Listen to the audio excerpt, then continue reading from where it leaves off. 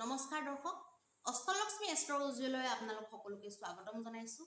আমি আজি ক'বলৈ ওলাইছোঁ আপোনাৰ কাৰণে কি ৰং শুভ, কি ৰং অশুভ। ৰঙৰ বিষয়ে বহুতে জানিবলৈ বিচাৰে যে মোৰ কাৰণে নিজৰ কাৰণে কি ৰংটো শুভ হ'ব বা কি ৰংটো পিন্ধিলে মই বেছি বেনিফিট পাম। এতিয়া সেইটোৰ ক্ষেত্ৰতো বহুত বেছি ভ্ৰান্তি বৰ্তমান প্ৰচলিত হৈ আছে। জ্যোতিষীসকলৰ ভুল প্ৰেছক্ৰিপশ্যন বা ভুল এনালাইচিছৰ ফলত সেইটো বহুত ভুল দিশে গৈ আছে। গতিকে আমি আজি ৰঙৰ বিষয়ে এটা আলোচনা আগবঢ়াম। ৰঙৰ ভিতৰত যদি নৰ্মেলি ক'বলৈ যাওঁ তেতিয়াহ'লে লাইট কালাৰবিলাক, যিবিলাক নেকি একদম লাইট কালাৰ, সেইবিলাকে আচলতে আমাৰ কাৰণে আটাইতকৈ ভাল ক'বলৈ যদি যাওঁ এনে সাধাৰণ ক্ষেত্ৰত।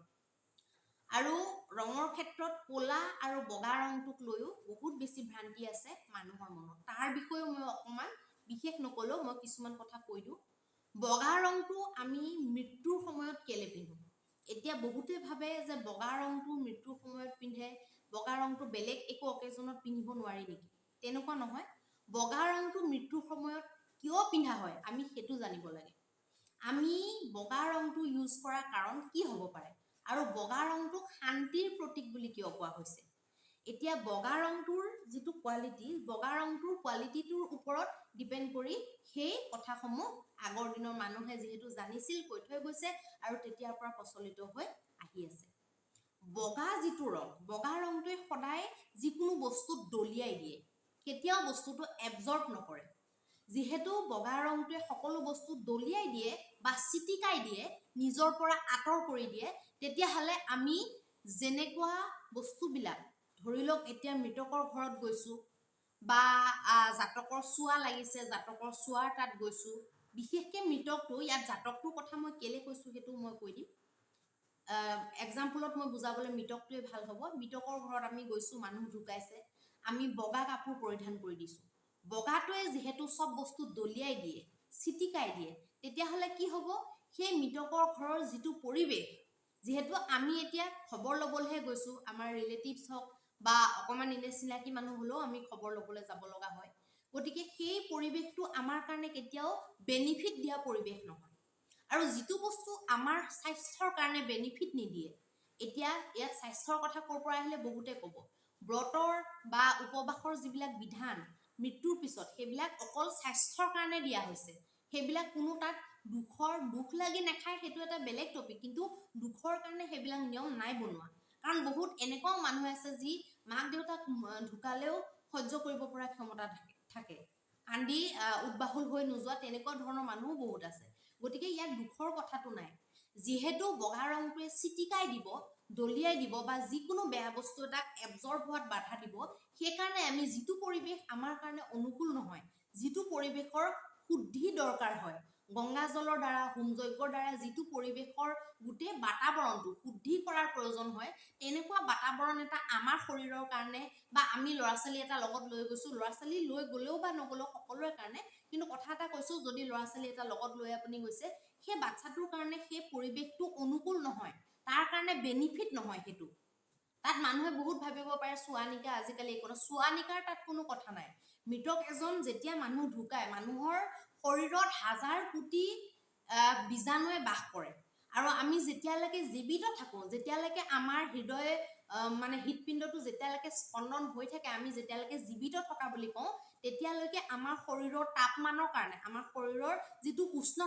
উষ্ণতাৰ কাৰণে আমাৰ সেই বীজাণুবিলাক এফেক্ট নোহোৱা হৈ থাকে। আৰু যেতিয়া মানুহজন ঠাণ্ডা হৈ যায়, সেই গৰমটো যেতিয়া শৰীৰত নাইকিয়া হৈ যায়, তেতিয়া মানুহজন ঢুকোৱাৰ লগে লগে এই যে এক ৰাতি থৈ দিয়া হয়, নাকত আপোনালোকে দেখিছে চাগে কপাহ চপাহ ভৰাই দিয়ে, কাণৰ ফুটাত কপাহ ভৰাই দিয়ে, সেই বীজাণুবিলাক ওলায়। বীজাণুৰ আক্ৰমণটো ৰখাবলৈ সেইখিনি কৰা হয়। আৰু তুলসী থোৱা হয়, নিমপাত থোৱা হয়। কেলে কৰা হয়? সেইটো ভূতৰ কাৰণে নহয়, ভূত পিশাচ আত্মাৰ কাৰণে নহয়। সেই বীজাণুখিনি যিখিনি নিঃসৰিত হ'ব, সেই মৃতদেহটো যিহেতু ঠাণ্ডা হৈ গ'ল, তাৰ স্পন্দন নাইকিয়া হৈ গ'ল, তাৰ শাৰীৰিক যিটো উষ্ণতাটো নাইকিয়া হৈ গ'ল মৰাৰ লগে লগে। গতিকে এতিয়া সেই হাজাৰ কোটিবিলাক বীজাণু আমাৰ নাকেদি, আমাৰ কাণেদি, বিভিন্ন আমাৰ যিবিলাক ছিদ্ৰ আছে শৰীৰৰ, সেই ছিদ্ৰইদি বাহিৰ হ'বলৈ আৰম্ভ কৰে। আৰু সেই বাহিৰ হোৱাবিলাক কি হয়? সেই মৃতকৰ ঘৰত বসবাস কৰা ৰিলেটিভছবিলাক, ঘৰলৈ অহা অতিথিবিলাক সকলোকে আক্ৰমণ কৰাৰ সম্পূৰ্ণ সম্ভাৱনা থাকে সেইকাৰণে তুলসী নিমপাত এইবিলাক ইউজ কৰা হয় হালধি ইউজ কৰা হয় হালধি খুন্দি পেলাই হালধিৰ ৰস মানুহজনৰ মুখত দিয়া হয় গোটেই শৰীৰত হালধি সানি দিয়া হয় তুলসীৰ ডালৰ তলত থোৱা হয় তাৰ পিছত ধূপ জ্বলোৱা হয় বিভিন্ন ধৰণৰ ধূনা প্ৰয়োগ কৰা হয় বহুতে আকৌ ভাবে ধূপটো জ্বলোৱা হয় সুগন্ধিটোৰ কাৰণে ইনে এইবিলাক যিবিলাক কেমিকেল থকা ধূপ সেইবিলাক লগাই লাভ নাই গোবৰৰ ধূপ যদি সম্ভ্ৰাণী থকা ভাল ধূনা পিয়ৰ ধূনাৰ যদি জ্বলোৱা হয় তেতিয়া সেইবিলাকৰ গৰমটোও সেই বীজাণুটো মৰাত সহায় কৰে সেইবিলাক কাৰণতহে আমাৰ খাদ্যটো বন্ধ ৰখা হয় এইটো দুখৰ কাৰণে নহয় কান্দা কাটাৰ কাৰণে নহয় আমি যেতিয়া খাদ্য খাম খাদ্য খোৱাৰ লগে লগে আমাৰ বীজাণু যোৱাৰ সম্ভাৱনাটো বাঢ়ি গ'ল আৰু যেতিয়া আমি খাদ্যই নাখাম তেতিয়া বীজাণুটো আমাৰ সোমাব কোনফালেদি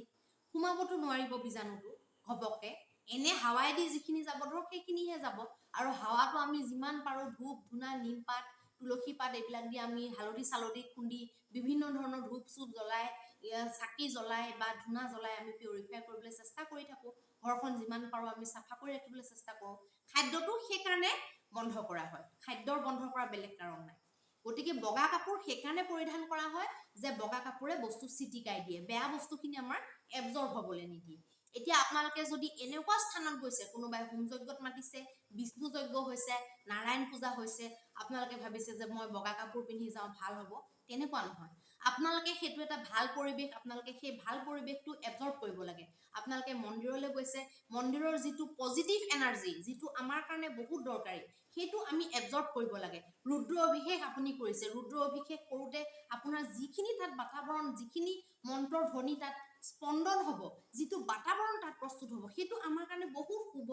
আমাৰ কাৰণে বহুত মংগলকাৰী আমি সেইটো এবজৰ্ব কৰিব লাগিব নাকি আমি চিটিকাই পেলাব লাগিব তাত আপোনালোকে বগা ড্ৰেছ পিন্ধি নাযাব তাত মিনিমাম আপোনালোকে কাৰা হালধীয়া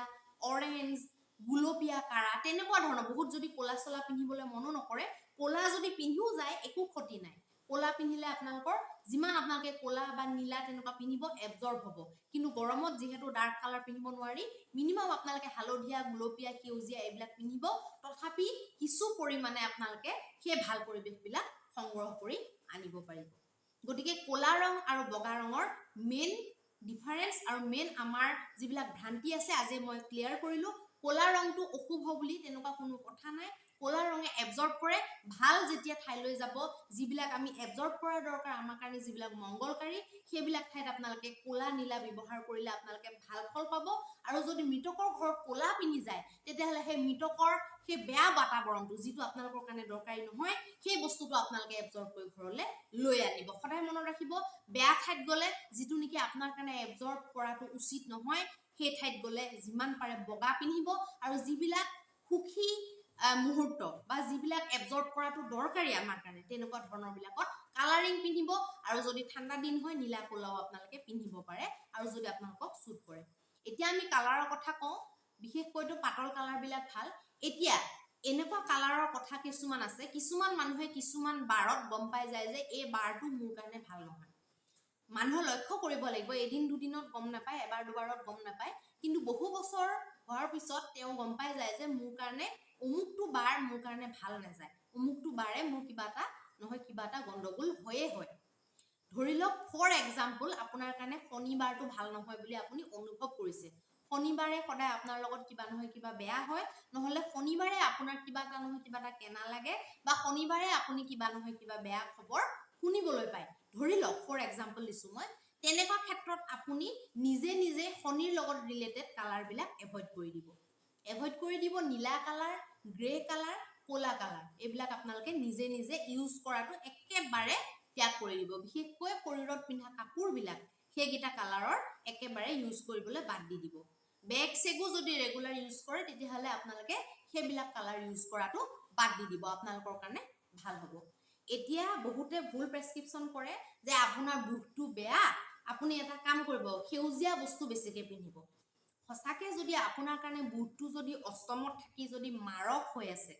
অষ্টমৰ যদি মালিক হৈ আছে আকৌ পজিশন যদি বহুত বেয়া হোৱাৰ কাৰণে বুধে যদি এটা বহুত বেয়া যোগ যদি ক্ৰিয়েট কৰি আছে তেনেকুৱা অৱস্থাত যদি আপুনি বুধৰ প্ৰভাৱটো বঢ়াই দিয়ে কালাৰ যদি বুধৰ সেউজীয়া ৰংটো এনি টাইম যদি ইউজ কৰে তেতিয়াহ'লে আপোনালোকৰ কাৰণে 100% এটো জানি লওক সেইটো কেতিয়াও ভাল নহয় আপোনালোকৰ কাৰণে ক্ষতিকাৰক হ'ব গতিকে আপোনাৰ কাৰণে যিটো গ্ৰহ কাৰক হয় একদম বহুত বেছি বেনিফিচিয়েল প্লেনেট হয় যিটো বাৰে আপোনালোকৰ কাৰণে এনে নৰ্মেলিও আপোনালোকে গম পায় বোলে এইটো বাৰে মোৰ সদায় ভালে হয় তেতিয়াহ'লে সেই বাৰটোৰ যিটো ৰং সেই ৰংটো আপোনালোকে ধাৰণ কৰিবলৈ চেষ্টা কৰিব আৰু নৰ্মেলি আপোনালোকে যদি কুণ্ডলী দেখুৱাইছে এবাৰ মই কুণ্ডলীৰ কথা কওঁ এটা কলো মই নিজে নিজে গম পাই যোৱাটো যিটো আপোনাৰ বাৰত আপুনি গম পাই গৈছে যে সোমবাৰটো মোৰ কাৰণে ভাল নহয় বা বুধবাৰে সদায় মোৰ এনেকুৱা বেয়া হয় বা শনিবাৰে মোৰ কাৰণে এনেকুৱা বেয়া হয় তেতিয়াহ'লে আপোনালোকে সোমবাৰৰ লগত ৰিলেটেড যেনে বগা কালাৰ মঙ্গলবাৰৰ লগত ৰিলেটেড ৰঙা কালাৰ বুধবাৰৰ লগত ৰিলেটেড সেউজীয়া কালাৰ বৃহস্পতিবাৰৰ লগত ৰিলেটেড হালধীয়া কালাৰ গোল্ডেন কালাৰ এইবিলাক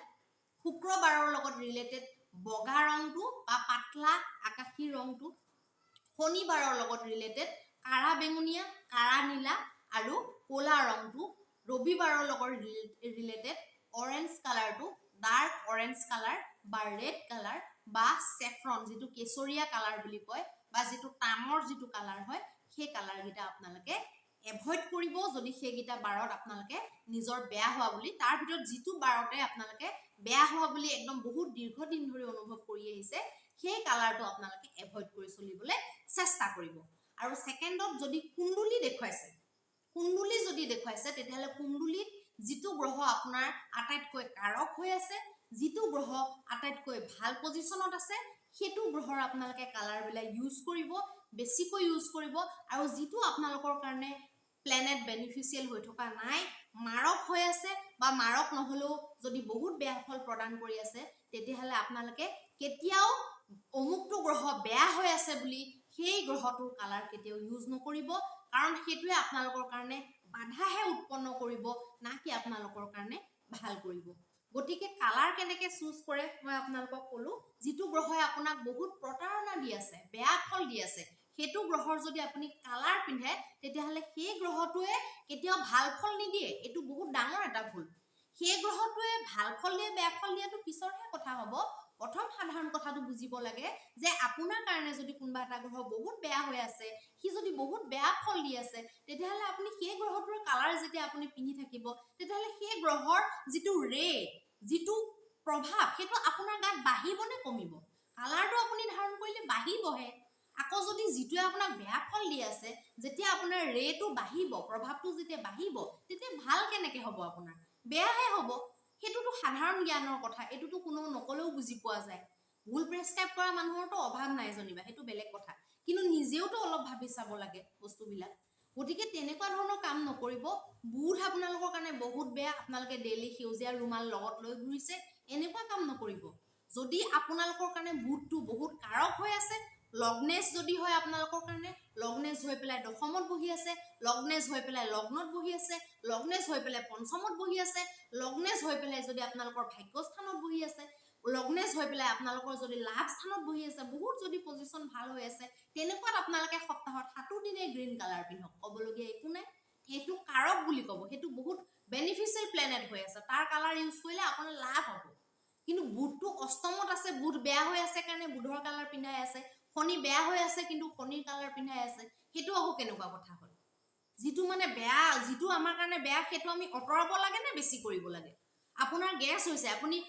ফ্ৰাই কৰা বস্তু বেছিকৈ খাব নে আপুনি বন্ধ কৰি দিব কেইদিনমান সেইটো সাধাৰণ জ্ঞানৰ কথা গতিকে কালাৰ তেনেকৈ আপোনালোকে দুটা তৰিকাৰে আপোনালোকে কালাৰ চুজ কৰিব পাৰে আপোনালোকে কুণ্ডলী বিশ্লেষণ কৰাই আজীৱনৰ কাৰণে কেইটামান কালাৰ আপোনালোকে চুজ কৰাই ল'ব পাৰে আজীৱনৰ কাৰণে ইউজ কৰাৰ কাৰণে আৰু নহ'লে কুণ্ডলী চুণ্ডলী যদি নাই একো ডিটেইলছ নাই তেতিয়াহ'লে কোনটো বাৰে আপোনালোকৰ বেয়া হয় কোনটো বাৰে ভাল হয় ভালকৈ আপোনালোকে নোট কৰি যাব আপোনালোকে এখন ডায়েৰীত নোট কৰি যাব পাৰে বোলে এনেকুৱা এনেকুৱা মোৰ ভাল হয় এনেকুৱা মোৰ বেয়া হয় 40 সপ্তাহলৈকে আপোনালোকে নোটিছ কৰিব 40 সপ্তাহ মানে 10 মাহ 10 মাহলৈকে আপোনালোকে নোটিছ কৰিব 10 মাহলৈকে নোটিছ কৰি আপোনালোকে যিটো বাৰত বেছি ভাল বুলি ভাবে সেইটো আপোনালোকে কালাৰ ইউজ কৰিব যিটো আপোনালোকে বেয়া বুলি ভাবে সেইটো কালাৰ আপোনালোকে এভয়েড কৰিব আৰু শনিৰ যিসকল মানুহৰ ওপৰত আটাইতকৈ বেয়া প্ৰকোপ পৰি আছে তেওঁলোকে ব্লু কালাৰটো dark blue colour dark purple colour মানে বেঙুনীয়া ৰং নীলা ৰং আৰু ক'লা ৰং আৰু গ্ৰে কালাৰ বুলি কয় যিটো ধোঁৱা বৰণীয়া এইবিলাক কালাৰ আপোনালোকে নিপিন্ধিব এভয়েড কৰি চলিব আপোনালোকে পিন্ধিব লাইট ব্লু একদম আকাশীটো পৰাপক্ষত ক্ৰীম কালাৰ পিন্ধিব, লাইট য়েল্লো পিন্ধিব, পিংক পিন্ধিব, আপোনালোকে লাইট একদম গ্ৰীণ পিন্ধিব, লাইট অৰেঞ্জ পিন্ধিব পাৰে, পিচ কালাৰটো পিন্ধিব পাৰে। তেনেকুৱা ধৰণৰ কালাৰবিলাক আপোনালোকে ইউজ কৰক, আপোনালোকে ভাল ফল পাব। গতিকে কালাৰ চুজ কৰাটো কেনেকৈ কৰা যায় আজি মই আপোনালোকক এটা চমু আভাস দিলোঁ। বস্তুটো বুজিবলৈ চেষ্টা কৰিব লাগে। এনি টাইম ভ্ৰান্তিত নাথাকিব, এনি টাইম দুমোজাত নাথাকিব। বস্তুবিলাক অকণমান নিজৰ জ্ঞান আৰু নিজৰ সামৰ্থ্য অনুসৰি সদায় এনালাইচিছ কৰিবলৈ চেষ্টা কৰিব। ধন্যবাদ।